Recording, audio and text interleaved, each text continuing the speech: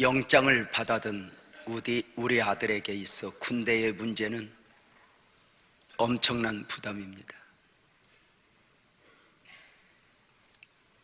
조금은 연기할 수 있지만 반드시 가야 합니다.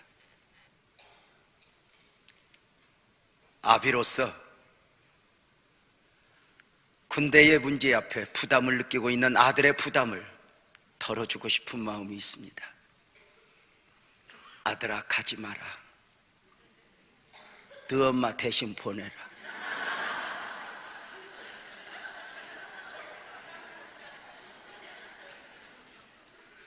아들아, 가지 마라. 이 겨울에 무슨 군대냐. 감옥을 가면 더 나을지도 모른다. 부담이지만 누군가가 나라를 지켜주고 그렇게 젊음을 평안하게 보내고 싶지만 그가 아들이어야 했던 것입니다. 새 생명 축제는 분명 우리 모두에게 거룩한 부담입니다. 나 혼자 믿는 것도 버거운데 누군가를 초대하고 전도해야 한다. 부담입니다. 그럼에도 새 생명 축제는 선택의 문제가 아니라 필연입니다. 앞서 구원을 받고 앞서 새 생명을 얻은 사람들의 의무인 것입니다. 새 생명 축제가 필연이라 새 생명 축제 전도는 잃어버린 영혼을 찾는 운동입니다. 세상에 있는 주님의 백성들을 찾아 전도하여 주님께 안겨드리는 것입니다. 출애굽 역사를 시작하시면서 하나님은 모세를 통해 내 백성을 보내라, 내 백성을 보내라 강조하셨습니다.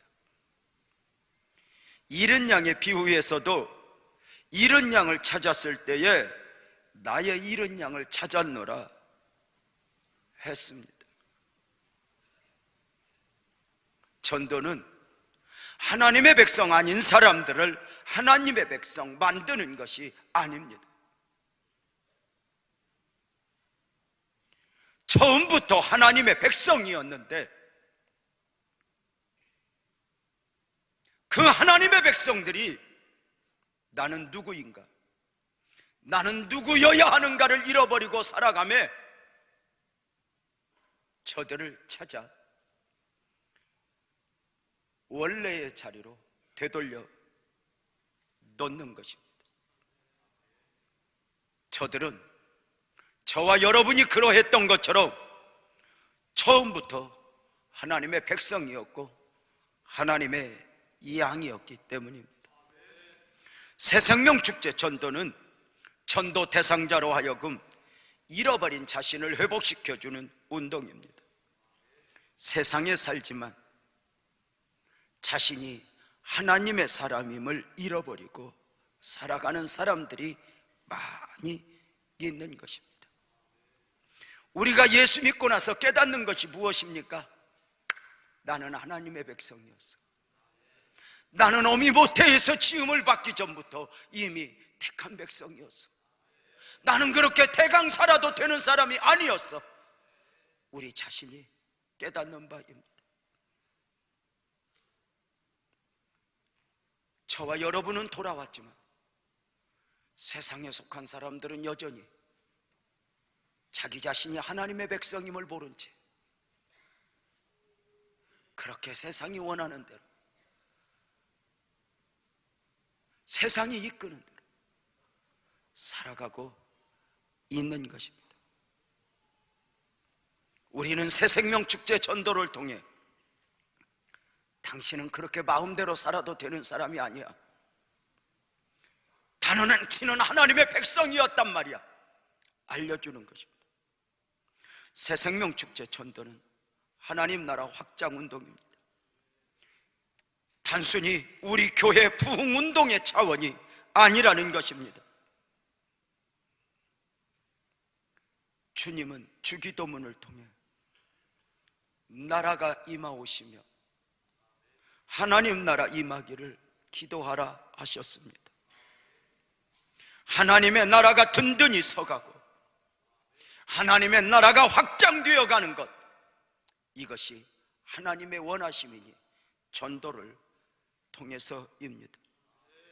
그래, 전도는 하나님의 기뻐하시며 하나님의 소원입니다. 전도는 생명을 얻게 하는 일입니다. 전도는 죄와 사망에 갇혀 있는 사람들을 자유하게 하는 영적 싸움입니다. 세상의 죄와 사망의 감옥과 무덤에 죽어 있는 줄도 모르고 죽어 있는 저들을 나오게 해야 합니다. 전도는 영혼의 호소에 대한 반응입니다. 전도는 육적 필요에 대한 반응이 아니라 영적 필요에 대한 반응이라는 것입니다. 그래, 우리가 전도를 하면 사람들은 우리를 그냥 두라 합니다. 종교는 자유인데 내가 알아서 하겠다라고 말을 합니다. 기독교인들은 유난을 떤다고 이야기합니다. 우리를 그냥 두라. 그러나 저들 영혼의 소리는 무엇입니까? 우리를 구해 주시오. 우리를 구해 주시오. 우리는 이 영혼의 소리를 믿기에 저들이 싫다 해도, 저들이 핍박을 해도 복음 들고 가 복음을 전하는 것입니다. 예수를 믿어야 하는 이유, 예수를 잘 믿어야 하는 이유를 언제 합니까?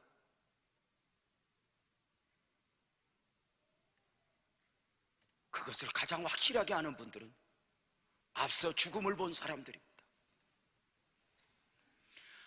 앞서 죽음을 본 사람들의 소원이 무엇이겠습니까? 내 형제 다섯이 있으니 그들에게 증언하게 하여 그들로 이 고통받는 곳에 오지 않게 하소서.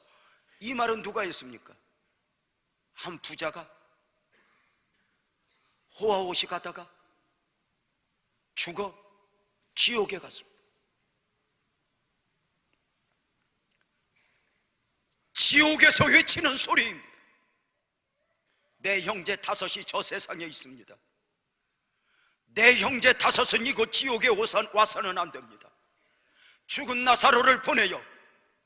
내 형제 다섯만은 이곳에 오지 않고 천국에 가게 해주세요라고 호소하는 호소입니다.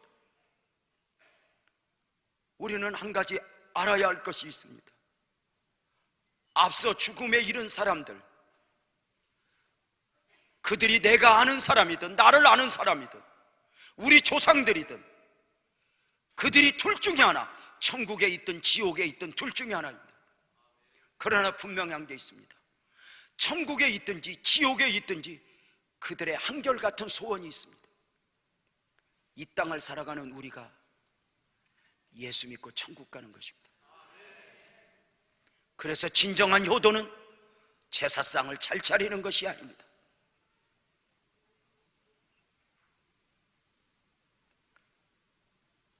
후손들이 예수 믿고 천국 가는 것입니다. 전도는 앞서 구원을 받은 사람들의 의무입니다. 고린도전서 9장 16절은 내가 복음을 전할지라도 자랑할 것이 없으면 내가 부득불할 일임이라. 만일 복음을 전하지 아니하면 내게 화가 있을 것이로다. 예수를 믿으면서 이 정도의 영성을 가지고 이 정도의 사명자의 마음을 가질 수 있다면 큰 축복이라고 느껴집니다. 복음을 전하지 않으면 내게 화가 있을 것이다. 구약에서 사무엘은 기도를 쉬는 죄를 범치 않겠다 합니다. 아시죠? 부모에게 효도하지 않는다 해서 감옥에 가는 것은 아닙니다. 그러나 효도는 부모를 향한 자식된 도리입니다.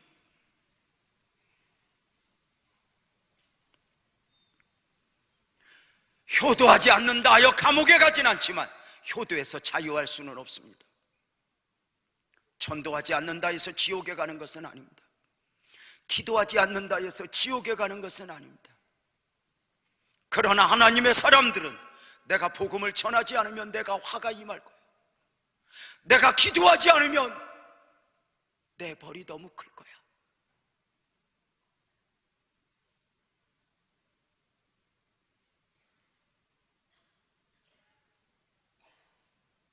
여러분은 어떠하십니까? 전도는 빚을 갚는 일입니다. 헬라인이나 야만이나 지혜 있는 자나 어리석은 자에게 다 내가 빚진 자라. 빚을 져보셨습니까? 우리는 누구에겐가 영적 빚을 진 사람들입니다. 저와 여러분들이 오늘 주일에 이곳에 와서 앉아 예배하는 사람들, 구원의 은혜를 아는 사람이 되어 하나님을 예배하는 사람이 되기까지는 저절로 된 사람 아무도 없습니다. 누군가가 울었고, 누군가가 아팠고, 누군가가 대가를 지불하여 여러분이 여기 앉아 예배하는 것입니다. 부모에게 받은 사랑을 자식이 무엇으로 다 갚을 수 있어요. 그래, 그 사랑을 갚는 방법 중에 하나가 무엇입니까? 내리사랑이라고 자식에게 또 그 사랑을 쏟는 거죠. 우리는 빚진 자가 나 하나 여기 서기까지 울었던 사람들, 아팠던 사람들 많이 있죠. 그 받은 사랑을 이제 빚을 갚듯 갚는 것이죠. 오늘 말씀에는 한 자격이 없다 싶은 한 여인이 예수를 만나 구원의 은혜를 입었고, 구원의 은혜를 입은 여인이 전도자가 되어 많은 사람들을 주님께 인도한 이야기가 소개되고 있습니다. 이 모습이 새생명 축제를 앞둔 우리에게 전도의 모범으로 보여지고 있는 것입니다. 5 남자에게 5번이나 버림을 받은 불행한 여인이 있으니 일명 사마리아 여인입니다. 문제는 지금 살고 있는 6번째 남편인 지금의 남편에게도 언제 버림을 받게 될지 모르는 처절한 삶을 살아가고 있는 것입니다. 이 여인이 남편을 5 바꿨다는 것은 이 여인 자체만의 문제는 아닙니다. 팔레스타인 지역에서 여성이 남성에게 이혼을 청구할 권리는 없습니다. 그렇다면 5번 남편을 바꿨다는 것은 5번의 버림을 받았다는 것입니다.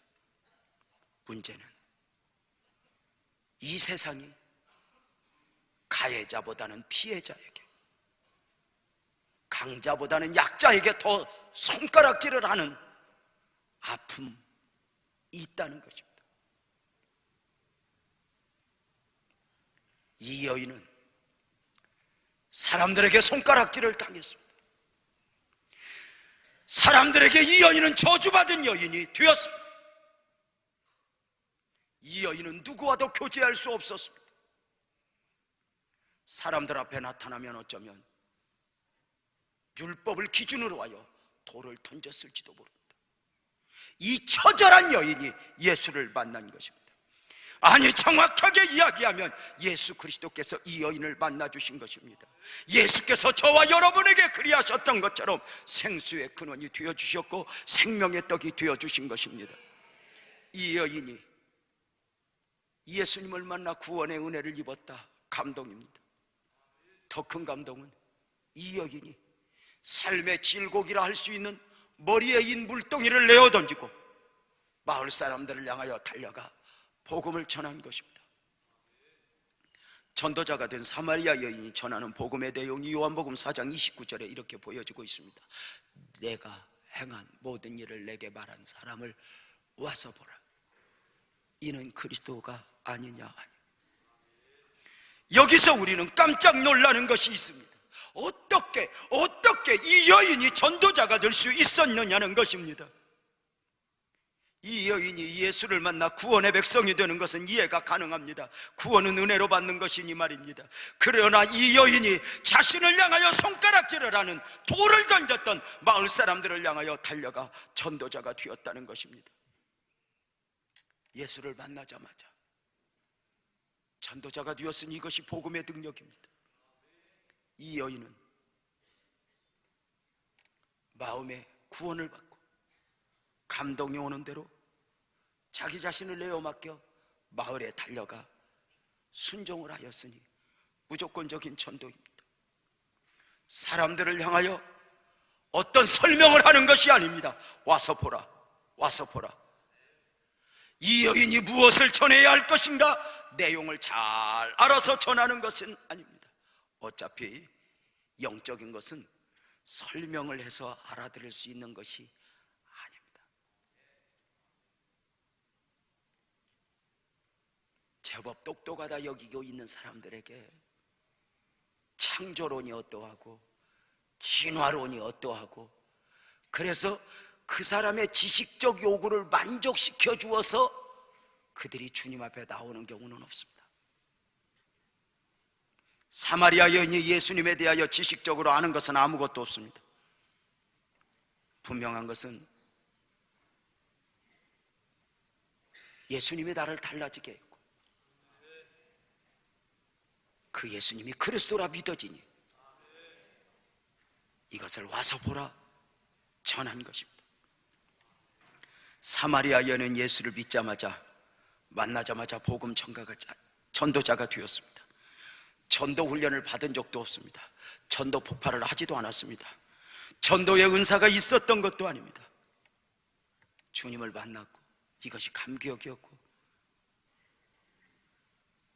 감동 따라가서 전했던 것입니다. 복음의 특징입니다. 복음은 반드시 나를 넘어 또 다른 사람에게 흘러가고자 하는 특성을 가지고 있다는 것입니다. 복음은 나만을 대상으로 오는 것이 아니라 나를 통해 또 다른 사람을 찾아가고자 한다는 것입니다. 그럼에도 많은 사람들이 복음을 전하지 못하는 이유가 무엇일까? 같은 예수를 믿고 같은 복음을 믿으면서도 왜 많은 사람들이 전도하지 못하는 것일까? 어쩌면 내 입장을 너무 생각하여 내 울타리에 갇혀 있는 것 같아요. 나는 전도할 형편이 안 돼. 나는 전도의 은사가 없어. 나는 능력도 없어. 내 삶과 나는 남편 5이나 바꿨던 지저분한 여인이야. 내가 복음을 전하면 네 행실이나 잘해 이런 소리 들을 것 같아. 그리고 너무 갇혀 있는 거야. 나는 안 돼. 해도 안 돼. 이거예요. 아까 일부 예배 바치고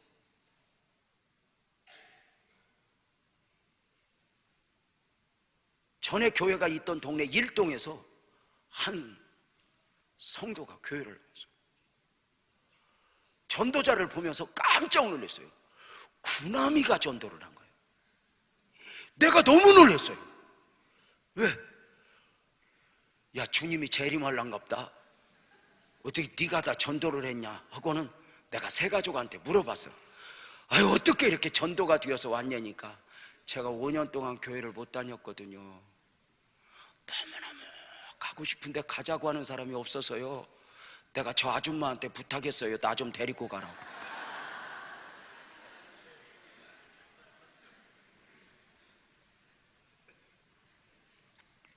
생각보다 여러분 주변에 나 같은 사람도 교회 가도 되나?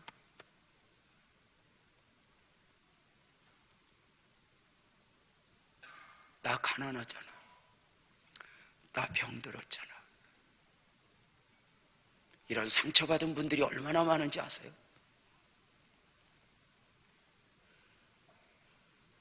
사마리아 여인,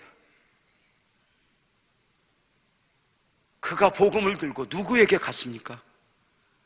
그렇게도 만나기 싫어하던 동네 사람들에게 달려갔습니다. 자기를 향하여 돌 던지던 사람들에게 달려갔습니다. 예수 그리스도의 복음 안에서 변화된 사람은 그렇게 싫어했던 사람들, 만나기 싫어했던 사람들, 원수들에게까지 달려가 복음을 전하는 것입니다. 복음은 벽을 뚫고 새로운 계층을 향해서, 새로운 땅을 향해서 나아가는 진취적인 능력이 있습니다. 그 복음을 가슴에 안고 내 안에 복음이 요구하는 대로, 원하는 대로 가서 전할 수 있다면 얼마나 좋을까. 그가 누구이든지. 이동성전에서 있었던 일입니다.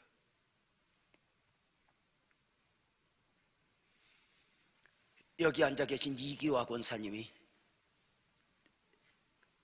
이 주택단지에 이렇게 전도지를 꽂아 전도를 했습니다. 나중에 확인하니까 이기화 권사님이었더라고요.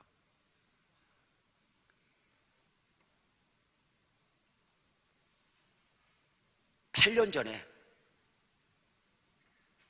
남편이 바람나서 이혼을 했는데, 그 남편이 누구하고 바람났느냐면 자기하고 잘 친한 친구하고 바람이 난 거예요. 그 남편을 빼앗기고 하루하루 사는 게 고통이요, 안산으로 이사와서 살고 있는데, 그에게 들려온 더 큰 소식은 남편이 옛날 친구하고 안산에 와서 살고 있다는, 이게 너무 힘들었던 거예요.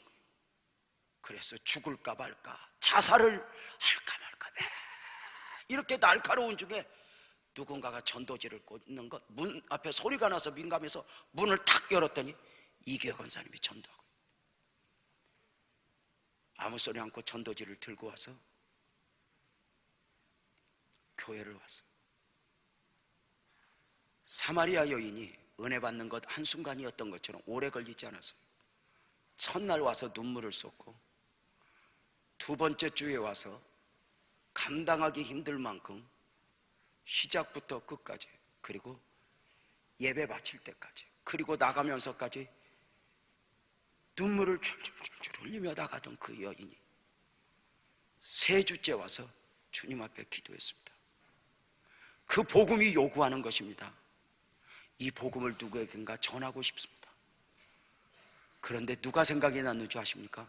8년 전에 내 남편하고 바람나 남편을 뺏어갔던 그 친구가 생각이 난 것입니다. 교회 나온 지 3주 만에 그 친구를 찾아갔습니다. 갔더니 다 망해먹고 지하실에서 살고 있는 것입니다. 옆에 사람한테 알려줘. 바람난 최후의 결과는 지하실이라고.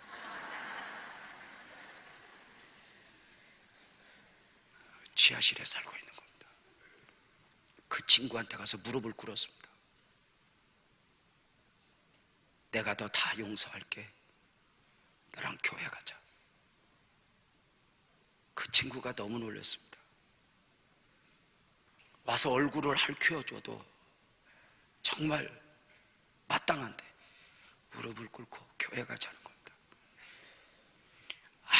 아무 소리 않고 4번째 주부터 같이 교회에 나와서 예배를 드립니다. 손잡고 둘이 함께 우는 걸 제가 보았습니다. 이 교회 나온 지 한 달도 안 된 이분이 자기 가지고 있는 돈 다 떨어서 이렇게 지하실에서 고생하면서 살지 마, 3천만 원을 주면서 지상으로 올라가자. 그리고 작은 방이지만 지하실에서 위로 올려줬습니다. 그렇게 2달을 눈물로 함께 예배를 드리는데, 8년 전에 남편 뺏어갔던 그 여자가 은혜 받고 이건 내가 할 일이 아니구나. 그리고는 미안해, 나 제자리로 돌아갈래. 그리고 가족들에게 돌아가면서 남편을 돌려주어 남편이 함께 삶을 살아가니, 내가 지금 막장 드라마 쓰는 게 아니고 이것이 복음의 능력이라.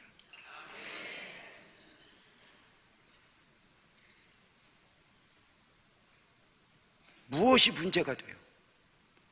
복음 앞에서 무엇이 문제가 돼요? 70번씩 7번이라도 용서하라 했던 이 복음 앞에 무엇이 문제가 될 수 있을까? 우리 교회에 어떤 일도 있었어요?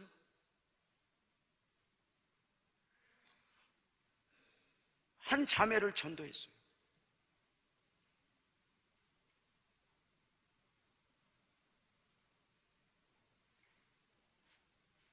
남편도 전도했어요.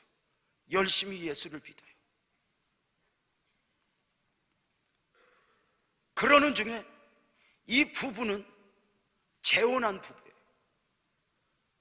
근데 이 부부 앞에 누가 보였는데 옛날 남편하고 사는 여자분이 우리 교회에 전도 받아왔어요. 근데 이 복음이 얼마나 매력이 있는지요? 그를 끌어안아주는 것도 봤어요. 이 사마리아 여인이 남편 5 바꾼 문제로 인해서 마을 사람들이 돌을 던졌는데, 놀라운 것은 이 여인이 자신은 전혀 상관없이 가서 복음을 전했는데, 그 복음을 접한 사람들이 누구도 너 남편 5 바꾼 여인이잖아, 너 지저분한 여인이잖아, 이렇게 말한 사람 아무도 없어요. 그가 전하는 복음에만 반응을 보였어요. 그 복음 앞에서 많은 사람들이 주 앞에 나온 거죠. 주님을 만나는 순간 무엇이 문제가 돼요? 무엇이? 복음을 전하는 방법이나 내용이 무엇이었습니까? 여자가 물동이를 버려두고 동네로 들어가서 사람들에게 이르되, 그 자리에서 감동이 온 대로 물동이를 버려두고 가서 전하는데, 내가 행한 모든 일을 내게 말한 사람을 와서 보라, 그는 그리스도가 아니냐. 간단해요. 와서 보라, 내가 만난 그리스도가 아니냐. 여러분 아시죠? 복음은 누군가에게 설명을 많이 해서 알아듣는 게 아니에요. 여러분 누군가 말 잘하는 사람 데리고 가면 그가 전도할 것 같아도 절대로 아니에요. 전도는 내가 하는 게 아니에요. 순종해서 가서 전하면 성령이 역사하시고 성령께서 함께 움직여 주십니다. 주님께서 이 여인을 만나 감동을 주셨고, 여인을 통하여 구원받아야 할 사람들을 찾아내신 것처럼 저와 여러분들을 통해서도 오늘 또 구원받을 백성들을 찾고자 하시는 것입니다.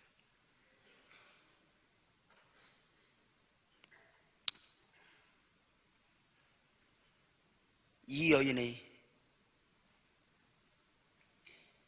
예수를 만나고 복음을 전하는 데 있어서 여기에 담겨진 깊은 주님의 의도가 있습니다. 이 주님의 의도를 알기 위해서는 처음부터 살펴야 됩니다. 예수님께서 12 제자와 함께 갈릴리 사역을 위하여 가시는 길목에 일부러 사마리아 동네에 들어가셨습니다. 사마리아 동네 우물가에서 예수님은 웬일인지 12 제자 모두를 마을에 가서 음식을 먹을 것을 구해오도록 보내셨습니다. 홀로 남으신 예수님은 마침 그때 물동이를 머리 위에 이고 물 길러 대낮에 오는 이 사마리아 여인을 만나 복음을 전한 것입니다. 예수님은 이 여인에게 물을 좀 달라 하시면서 복음 전도의 시작이 되었습니다. 이 말씀 보면서 그런 생각이 들었습니다. 뭘 많이 갖다 줘야 예수 믿을 것 같아도 절대로 아니라는 겁니다. 얻어먹으면서 전도하는 것도 괜찮을 것 같다. 너 좀 내놔. 그래서 제가 이번 주간에 지금 누구 전도하려고 만나기로 했는데 메시지 보냈습니다. 나한테 밥 좀 사라. 사줄게 그러면 안 먹어 그러면 되는데 사라 하니까 거절하면 나쁜 놈이지. 여러분, 먹을 물을 좀 달라 하시면서 예수님은 생수의 근원으로 그 여인을 만나 주셨고, 여인의 가정의 문제, 제사의 문제를 말씀하시면서 긴 시간 동안 복음을 전했어요. 제자들이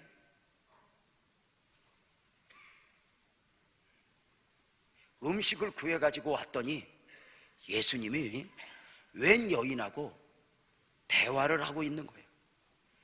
이때 제자들 생각이 뭐였죠? 요한복음 4장 27절에 보면 제자들이 돌아와서 예수께서 여자와 말씀하시는 것을 이상히 여겼다, 이렇게 말해요. 왜 제자들은 예수님이 전도하고 계시는구나 이런 생각을 못했을까? 하여튼 이상하게 생각하는 사람은 꼭 이상하게 생각을 이렇게 해요. 제자들은 이해가 안 돼요. 근데 더 이해가 안 되는 건 뭔지 아세요? 여자가 물동이를 던져버리고 동네에 들어가서 마을 사람들에게 복음을 전하고, 더 놀라우는 것은 이 여인이 전하는 전도를 통해서 많은 사람들이 달려와 예수를 믿는 거예요. 이렇게 전도하는 과정 속에서 예수님, 제자들은 음식을 구해왔으니까 예수님에게 갖다 드리는 거예요. 예수님, 시장하시죠? 음식 구해왔어요. 드세요. 그랬더니 예수님이 이상한 말씀을 하시는데, 내게는 너희가 알지 못하는 양식이 있느니라, 이렇게 말씀하십니다. 제자들은 자기 수준에서 생각을 해요. 우리가 음식을 구하러 간 사이에 누가 먹을 것을 갖다 드렸나? 근데 우리가 알다시피 주님이 말씀하신 이 양식은 먹을 것이 아니었다는 거예요. 제자들이 이해하기 힘들었던 주님의 양식이 뭐였죠? 요한복음 4장 34절에 보면 예수께서 이르시되 나의 양식은 나를 보내신 이의 뜻을 행하며 그의 일을 온전히 이루는 이것이니라. 무엇이요? 나를 보내신 이의 뜻을 행하며. 왜 하나님이 사람이 되셨을까요? 왜 예수님이 예수로 오셨을까요? 자기 백성을 저희 집에서 구원할 자, 생명 구원, 영원 구원, 바로 이것 때문에 오셨단 말이에요. 이것이 예수님의 양식인 거예요. 지금 예수님이 사마리아 여인을 만나 복음을 전했고, 여인이 영접했고, 복음을 영접한 여인이 마을로 달려가 복음을 전하는 것을 보셨으니 이것이 주님의 기쁨이요 주님의 배부름이었다는 거예요. 먹지 않아도 충분할 만큼 감격이었고 행복이었던 거예요. 예수님은 제자들을 향한 안타까움을 말씀하셨어요. 예수님이 제자들에게 음식을 구하러 마을에 다녀와라 하셨던 진짜 의도를 제자들은 알지 못하는 거예요. 우물가에서 마을까지의 거리는 4km, 왕복 8km입니다. 왕복 8km 다녀오는 동안 저들이 했던 대화는 무엇이냐면, 음식을 구해오면서 들판을 보면서 추수할 때가 되었는데 저쪽 바빠, 저기 농부는 부지런하다, 참 논정리가 잘 되었네, 저쪽은 지금 게으른 것 같아, 피도 안 뽑아주고, 이런 이야기를 하면서 쭉 돌아왔는데 주님이 이것을 다 하신 거예요. 이런 제자들을 향한 주님의 말씀이 뭐였죠? 나는 너희에게 이르노니 눈을 들어 밭을 보라. 희어져 추수하게 되었도다. 너희는 눈을 들어 밭을 보라. 유재명, 너 눈을 들어 밭을 봐. 김연희, 너 눈을 들어 밭을 봐. 이것이 바로 음식을 구해오라시며 마을에 제자들을 보내신 이유입니다. 생각해 보세요. 진짜 먹을 것만을 위해서 보였다면 12명 다 보낼 일 없어요. 2-3명 제자를 보내서 가서 음식 구해와 이러면 돼요. 근데 12명을 다 보내신 이유가 뭘까요? 음식만이 아니었다는 거예요. 희어져 추수할 때가 되었도다. 영혼의 추수. 마을에 가서 음식을 구해오면서 전도의 대상자들, 구원받아야 할 사람들을 보라시며 주님이 보내신 거예요. 그런데 주님의 의도를 헤아리지 못한 채 제자들이 가서 음식만 구해왔어요. 마을에 다녀오면서 영혼 구원에는 관심이 없고 세상 사람들과 다를 바 없는 세상 이야기만 하다 왔어요. 넓은 들판을 보면서 추수할 때가 되었어, 농부들 바빠야 되겠는데, 어떤 이야기? 추수 이야기, 경제 이야기, 정치 이야기, 아파트 이야기, 개똥쑥 이야기, 함초 이야기, 효소 이야기, 이렇게 하다 왔어요. 사랑하는 여러분, 예수님이 제자들을 보내시면서 음식을 구해와라. 왜 12명 다 보냈다고? 너 가서 말씀을 들었는데, 깨달았는데 가서 전도할 영혼들 좀 보고 와라, 이렇게 보내신 거예요. 근데 제자들이 음식만 구해온 거예요. 제자들이 만약에 이렇게 했다면 주님이 감격하지 않았을까요? 웬일인지 음식을 구하러 간 제자들이 저녁 늦게 돌아오지 않는 거예요. 왜 안 오지? 해가 넘어간 뒤에 늦게 밤 9시가 넘어서 왔어요. 돌아온 제자들이 이렇게 이야기해요. 예수님 죄송해요. 음식을 구하러 갔는데요, 마을 사람들이 너무 불쌍해서 그냥 둘 수가 없었어요. 저들 한 사람 한 사람에게 내가 믿은 예수 전해서 저들 복음을 전하다 보니 이렇게 시간이 늦어버렸고 음식은 구해오지도 못했어요. 예수님, 여기 지금 주님 앞에 온 사람들 보세요. 우리 불쌍히 여기듯이 이들 좀 불쌍히 여겨주세요. 만약에 이렇게 했더라면 주님은 기뻐 뛰셨을 거예요. 너희가 내 의도를 알았구나, 너희가 내 마음을 알았구나. 감동이지요. 사실 주님에게는 음식이 문제가 되지 않잖아요. 왜? 보리떡 5개 물고기 2마리로 5,000명을 먹이고 12광주리를 남기시는 분 아니에요? 없는 것도 있게 하시는 분 아니에요? 그분이 음식 때문에 보냈겠어요? 가서 보고 와서 그랬다면 얼마나 좋았겠어요. 이게 본질이잖아요. 이게 하나님의 사람이 되신 이유고, 이게 십자가 이 길을 걸으셔야 하는 이유이잖아요. 이걸 우리가 잃어버린 것 아닌가?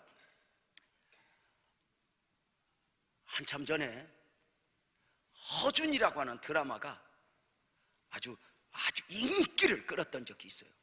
뭐 하여튼 어떤 시청률이 40%, 뭐 50% 가까이 될 정도로 인기였죠. 그 드라마 중에 허준이가 이 의원 훈련을 잘 받다가 의사고시를 보기 위해서 한양에 올라가는 거예요. 어머니 다녀오겠습니다. 이번에 의사고시 꼭 합격해서 제가 어머니 호강시켜 드리겠습니다. 그리고 올라가다가 어느 마을에서 환자를 하나 보고 그냥 갈 수 없어 치료하기 시작한 것이, 우리 아버지 살려주세요. 나만 봤나? 우리 어머니 살려주세요 하여 한 사람 한 사람 요청하는 바람에 그들을 치료하다 그만 과거 시험을 볼 기회를 놓쳤어요. 그는 얼마나 울어요. 우리가 그것을 보면서 감동했던 이유가 뭘까요? 그게 본질이니까. 그게 본질이니까. 의사 선생님이 처음에 의사가 될 때와 한 10년 되고 나서가 언제 치료가 잘 된다고 그래요? 누가 그러더라고요. 처음에 의사가 막 되어서 치료를 시작할 때는 치료가 잘 된대요. 근데 한 10년 있으면 잘 안 된대요. 왜 그런지 아세요? 처음 의사 된 사람은 본질만 생각해요. 돈도 벌도 생각 않고 치료하고 싶어요. 만지고 싶어요. 고쳐주고 싶어요. 10년 된 뒤에는 돈을 계산한대요. 요걸 고치면 돈이 얼마 나올까? 그래서 치료가 안 된다네요. 여러분, 본질이잖아요. 저 매주 부흥회 가요. 부흥회 가면 은혜를 끼치고 싶어서 가는데요, 진짜 때로는 먹는 것과 전쟁이에요. 옛날 사고에 갇힌 이 장로님들이 강사님 대접해야 된다고 아침에도 먹이고 점심도 먹이고 저녁도 먹이요. 먹다 거의 죽어서 와요. 그래 이제 부흥회를 가면 메일을 보내요. 죄송합니다. 음식 문제와 제가 좀 조심해야 될 이유가 있습니다. 음식은 신경 쓰지 않아도 됩니다. 제가 알아서 먹겠습니다. 은혜만 받아주세요. 그리고 이제 메일을 보내면 어떤 교회는 너무 순진해가지고 아침도 안 주고 점심도 안 주고 저녁도 안 줘서 나 혼자 이제 철양하고 고넉에 가서 한 끼 사 먹고 2끼 사 먹고 하는데 묻지도 않아 잡수셨어요? 왜냐면 안 먹는다고 그랬으니까. 근데 한 가지 틀림없는 건 먹이는 사람들이 은혜도 잘 받지. 지난주에 내가 가서 배 쫄쫄 굶고 왔다니까. 한 주간 부흥회 와서 2kg 빠졌어. 2kg. 근데 우리 아내한테 일렀더니 감사로 하셔. 여러분 보세요. 주님이 마을 사람들에게 왜 보냈어요? 제자들아 가서 사랑하는 여러분, 이 주님의 마음을 가지고 제자들을 보내신 예수님이 오늘 예배와 함께 여러분들을 세상에 보내시는 이유가 뭘까? 왜 회사 사장이 되게 했고, 왜 직장 직원이 되게 하셨고, 왜 학교에 다니게 했고, 왜 여러분들에게 아파트를 주셨을까? 단순히 안락한 삶만을 위해서 월급 한 푼 벌어오라고, 학위 받아오라고? 그 안에 주님이 보내신 진짜 이유는 따로 있는 것은 아닐까? 너희는 눈을 들어 밭을 봐라. 휘어져 추수할 때가 되었도다. 영원 구원이니 여러분들을 그곳으로, 구원받을 영혼들이 있는 곳으로 보내시는 것은 아닌가? 안타깝게 우리는 제자들이 했던 실수를 반복하는 거예요. 마을에 가서, 직장에 가서, 학교에 가서 세상 이야기만 하다 오는 것이니 세상 사람들과 똑같아져 버리는 거예요. 여러분에게 보이는 것은 무엇이고 여러분의 삶의 터전에서 주던 관심사는 무엇입니까? 이번에 새생명축제 전도를 하는 중에 전도에 관심을 가지고 있는 한 집사님으로부터 메시지가 왔습니다. 카톡으로 메시지가 왔는데 제가 그대로 읽어드리겠습니다. 목사님, 새생명축제를 준비하며 생명의 소중함을 절실히 느끼게 됩니다. 그 전에는 별 생각 없이 스쳐 지나던 사람들에게 관심을 갖게 되었고, 그 영혼이 생명이 있는지 없는지 궁금하게 됩니다. 사실 우리 집 강아지가 지난 수요일에 죽었습니다. 현관문만 열면 발에 감기듯 따라오고 반겨주곤 하던 너무 예쁜 강아지였는데 죽었습니다. 마음이 아파서 많이 울었습니다. 유근원 장로님은 토끼 죽은 뒤에 3일을 울었다고 그러더라고요. 토끼 죽었는데 3일. 죽은 강아지 때문에 마음이 아파서 많이 울고 있는데 하나님이 이렇게 말씀하셨습니다. 얘야, 하물며 너의 강아지가 죽어도 불쌍해서 그렇게 우는데 내가 사랑하는 나의 자녀들이 죽어가는 것이 보이지 않니? 마땅히 불쌍히 여겨야 할 것은 불쌍히 여겨야 하는데 네가 불쌍히 여겨야 할 것은 죽은 토끼가 아니란다.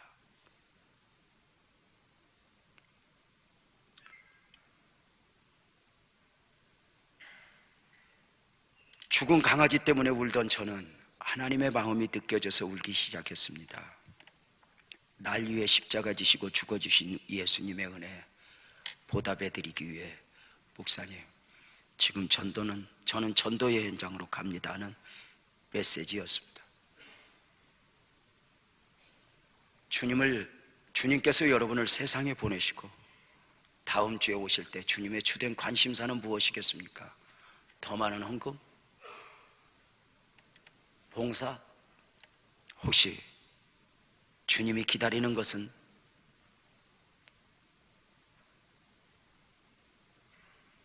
영혼인데 우리는 다른 것에 배어 있는 것은 아닌가? 여인으로 하여금 마을에 달려가 복음을 전하게 하신 주님의 의도가 또 하나 있습니다. 음식만 가지고 있는 제자들 보는 앞에서 여인을 마을에 보내시고 마을 사람들을 전도해서 주님에게 오는 것을 보여주면서 주님의 의도는 무엇일까요? 제자들아, 너희도 이렇게. 지난 부흥의 기간에 강사 목사님을 통해서 우리가 은혜도 많이 받았지만 특별한 은혜로 그 교회에 전도자 4분이 오셔서 우리는 어떻게 신앙 안에서 살고 있고 어떻게 전도하며 살고 있다는 이야기를 들려주셨습니다. 왜? 너희도 이렇게 해.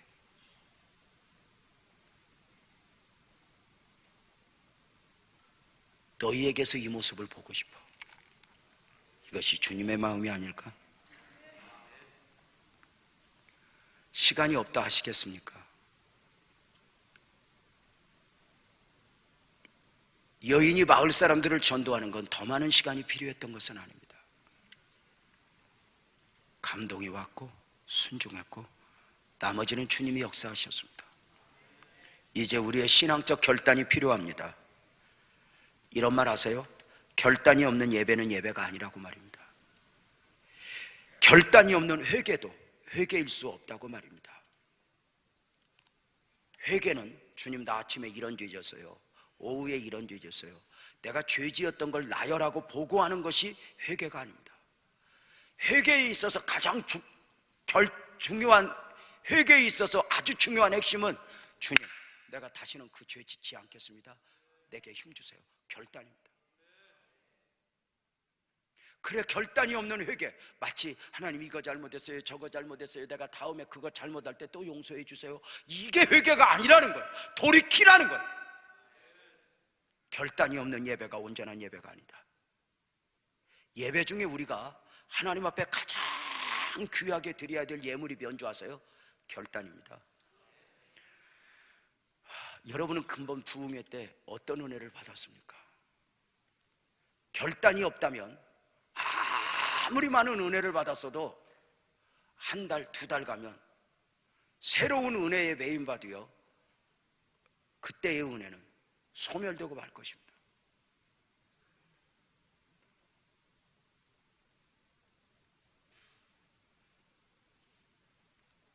오늘 이렇게 주일 예배를 드리면서 주님은 여러분에게 무엇을 원하실까? 어떤 결단?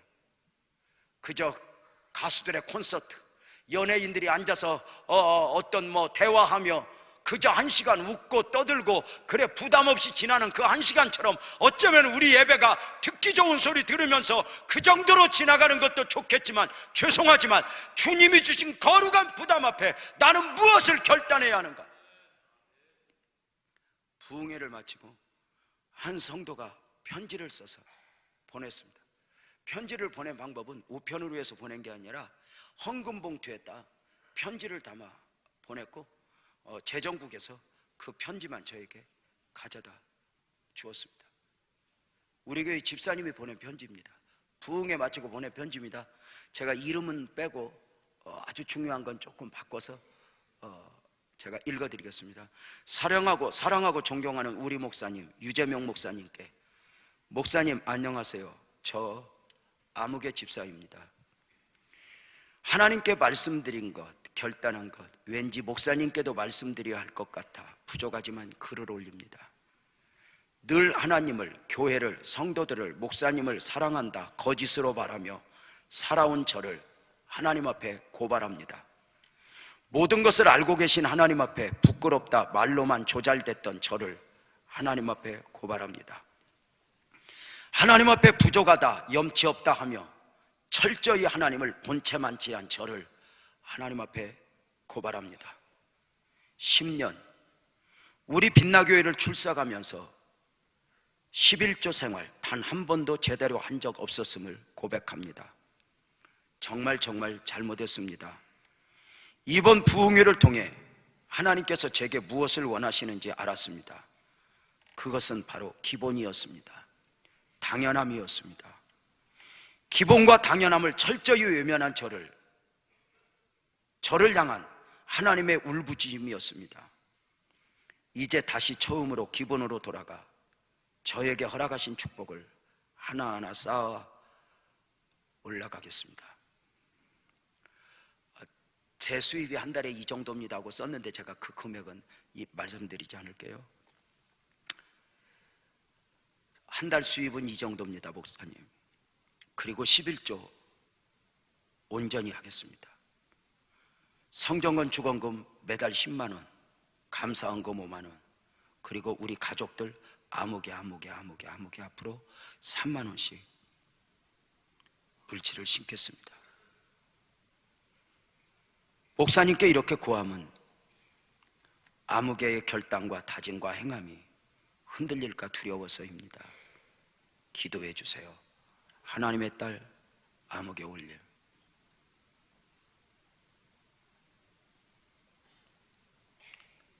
이 편지를 받아들고 제가 울었습니다. 그리고 고마웠습니다. 울었던 이유는 무엇인지 아십니까? 바보, 진즉 이렇게 살지. 고마웠던 이유가 무엇인지 아십니까? 이제 시작이다. 늦지 않았다. 그렇게 살자. 이 결단은 그 집사님을 흔들었고 그가 전도의 현장까지 나와서 복음을 전하는 걸 제가 보았습니다.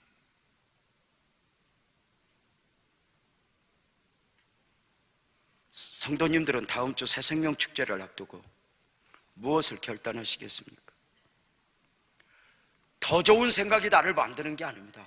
결단이 나를 만들고 나를 이기게 하고 나로 복을 받게 합니다. 최고의 결단은 전도의 결단입니다. 내가 예수 믿고 너무 좋아 이 복음을 또 다른 사람에게 전하는 것입니다.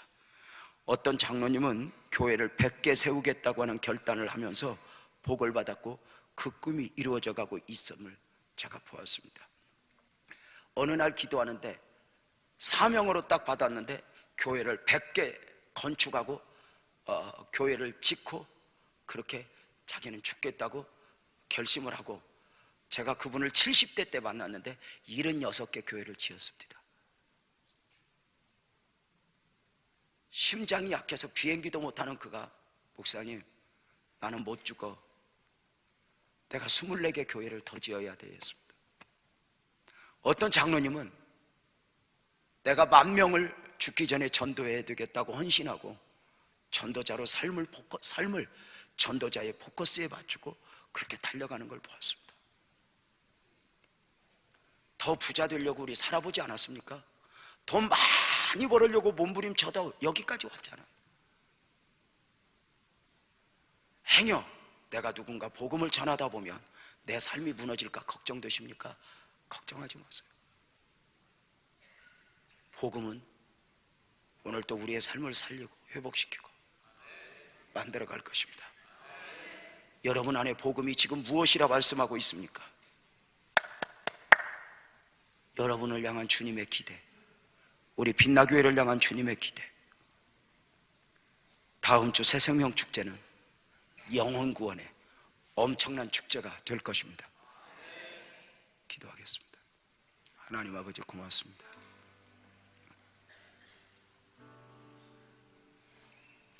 하나님 아버지 감사합니다. 하나님 아버지 사랑합니다. 또 한 번 거룩한 부담을 안았습니다. 그러나 이것은 축복임을 인정합니다. 주님, 다음 주 새생명 축제